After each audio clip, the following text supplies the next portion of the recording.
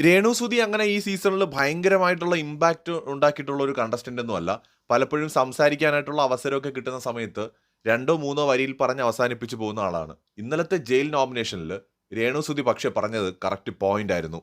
അതായത് ഒരാൾ വെറുതെ ഇരുന്നാലും പുറകെ നടന്ന് ട്രിഗർ ചെയ്യുക, ഇറിറ്റേറ്റ് ചെയ്തുകൊണ്ടിരിക്കുക.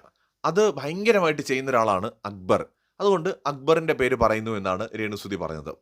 ഈ ഇതേ സമയത്ത് ഇതിനോട് സാദൃശ്യമുള്ള റീസൺ പറഞ്ഞുകൊണ്ട് അനീഷിനെ നോമിനേറ്റ് ചെയ്തു. അനീഷിന്റെ അടുത്ത് സംസാരിക്കാൻ പോയി കഴിഞ്ഞാൽ മര്യാദയില്ലാതെ മൈൻഡ് ചെയ്യാതെ പോകും.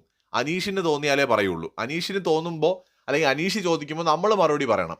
നമ്മൾ എന്തെങ്കിലും ചോദിച്ചാൽ അനീഷ് പറയില്ല. ഇത് വളരെ മോശമായ ഒരു സ്വഭാവമാണെന്ന് രേണുസുതി പറയുന്നുണ്ട്. ഇതില് അക്ബറിനെ ഇങ്ങനെ പറഞ്ഞപ്പോൾ അക്ബർ ഇരുന്ന് കളിയാക്കി ചിരിക്കുന്നുണ്ട്. അതായത് രേണുസുതിയോ അതൊക്കെ എന്ത് അയ്യേ എന്നുള്ള രീതിയിലാണ് ചിരി. കളിയാക്കി തന്നെയാണ് ചിരിച്ചത് അവിടെ ഇരുന്ന്. പക്ഷെ അക്ബർ മനസ്സിലാക്കാതെ പോകുന്നത് രേണുസുതി പറഞ്ഞത് ബിഗ് ബോസ് വീട്ടിലെ അക്ബറിന്റെ നിലനിൽപ്പിനെ ബാധിക്കുന്ന ഒരു വലിയ വസ്തുതയാണ്.